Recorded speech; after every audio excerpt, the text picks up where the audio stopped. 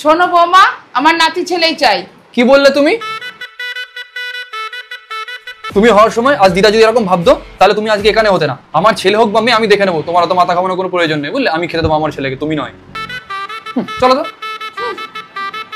কিরে দীপ, এখন থেকেই তো বউয়ের আঁচলের তলায় ঢুকে আছে। আমি না আমার বউর আঁচলের তলায় থাকি, তুমি তোমার বরকে আঁচলের তলায় রাখতে পারো না, তাই না? উড়ে উড়ে বেড়ায় তোমার বর, তাই না? খুব পরিমাণে।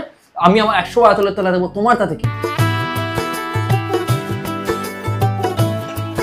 চিন্তা করছো কেন? আমি আছি তো।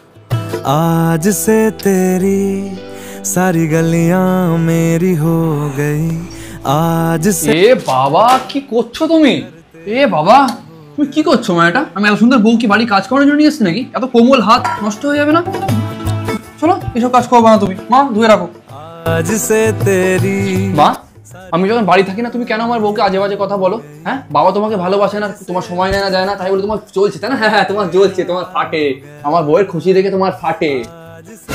দেখো বৌমা, আমাদের বাড়ির মেয়েরা শাড়ি পরে ঘুমটা দিয়েই থাকে। কি বলছো তুমি?